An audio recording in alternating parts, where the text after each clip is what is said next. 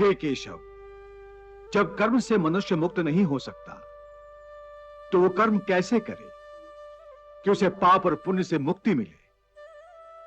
हे पार्थ, इसका तरीका यह है कि मनुष्य फल की इच्छा त्याग कर कर्म को अपना धर्म समझकर करे।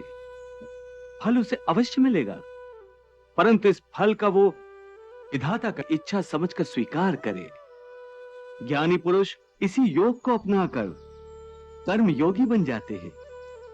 हाँ, कितना महान सत्य प्रभु ने सहज ही कह दिया। वो कैसे भगवान? देवी, समस्त भय, चिंता, कलेश के मूल में आसक्ति होती है। कर्मयोग फल की आसक्ति का त्याग करने को कहता है, अर्थात निष्काम होकर कर्म करने को कहता है। इससे मनुष्य को क्या लाभ होता है भगवान?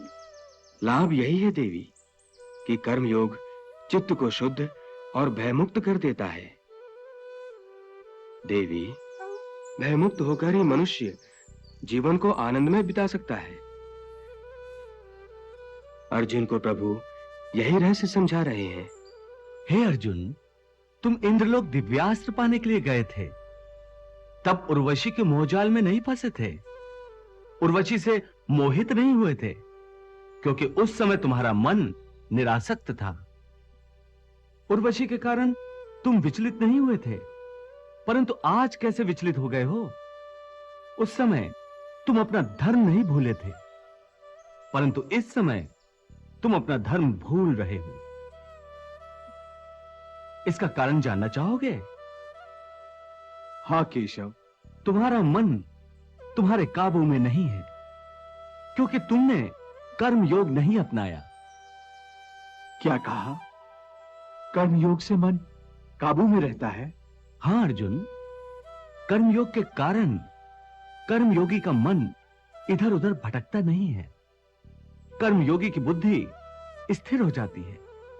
जिस प्रकार पत्थर के एक मजबूत चट्टान को नदी की तूफानी लहरें भी विचलित नहीं कर सकती,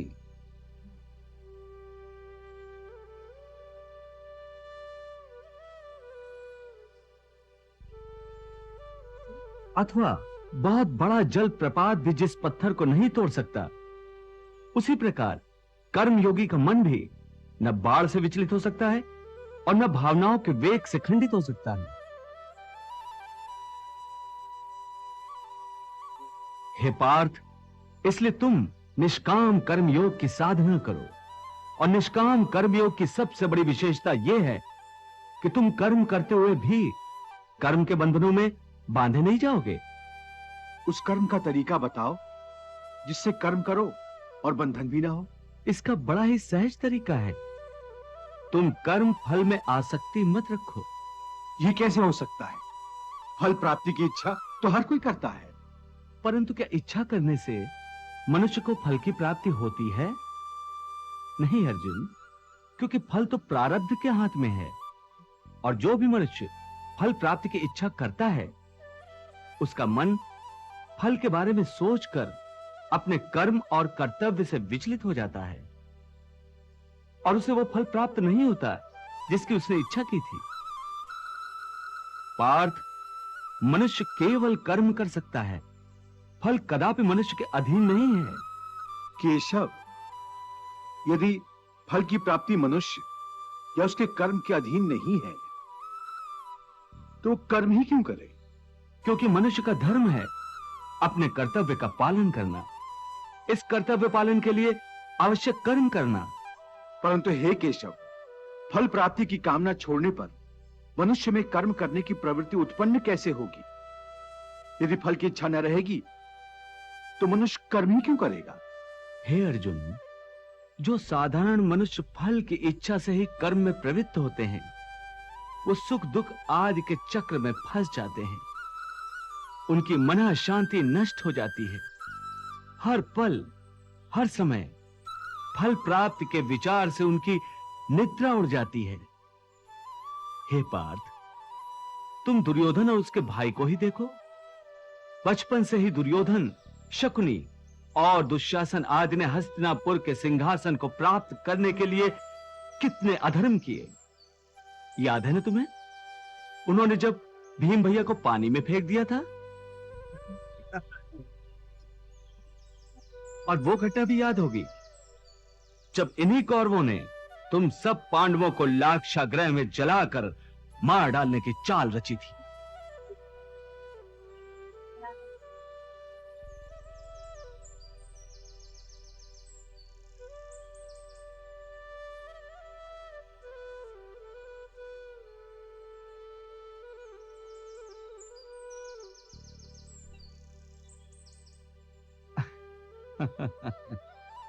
कैसी लाजवाब चाल थी उनकी।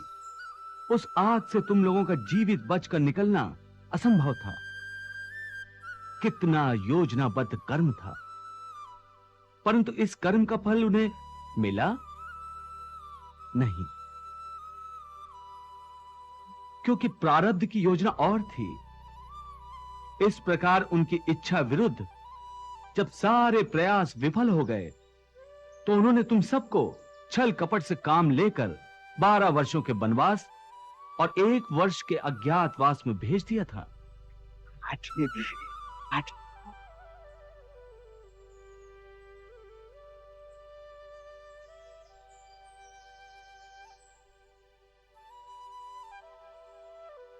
वाह मामाश्री वाह, क्या पासा फेंका है।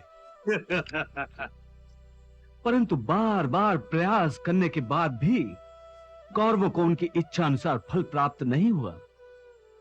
वो ये भूल गए थे कि फल प्रारब्ध अनुसार मिलता है। इन दुष्कर्मों के चक्र में वो बुरी तरह फंस गए हैं पार्थ, और जिस फल की कामना वो कर रहे हैं, वो फल उन्हें प्राप्त नहीं होगा, बल्कि दुष्कर्मों का बुरा फल ही उन्हें मिलेगा। ये बात तुम सदा याद रखो। देवी, एक ओर दुर्योधन है तो दूसरी ओर भरत का उदाहरण है। एक ओर आसक्ति है तो दूसरी ओर निरासक्ति है। भरत को उनके भाई श्री राम ने सिंहासन सौंपा भी तो उसने स्वीकार नहीं किया, तो दूसरी ओर दुर्योधन ने अपने ही भाइयों का राज छल कपट से छीन लिया। भरत ने राज मिलने पर भी उसे स्वीकार करने के बदले श्री राम के न्यासी के रूप में उसे संभाला। और उधर देखो, आसक्ति और लोभ की दलदल में फंसा हुआ दुर्योधन। आओ द्रौपदी, आओ, आज हमारी में बैठ जाओ। भगवान श्री कृष्ण ठीक कह रहे हैं देवी। दुर्योधन को उनके कर्मों का फल भोगना ही पड़ेगा। हे पार्थ, जो कर्मयोगी होते हैं वो आसक्ति छोड़कर कर्म की सफलता और विफलता में समबुद्धि से काम लेकर योग द्वारा परमात्मा पर आस्था रखकर कर्म करते हैं। इसे ही समत्व योगा कहते हैं।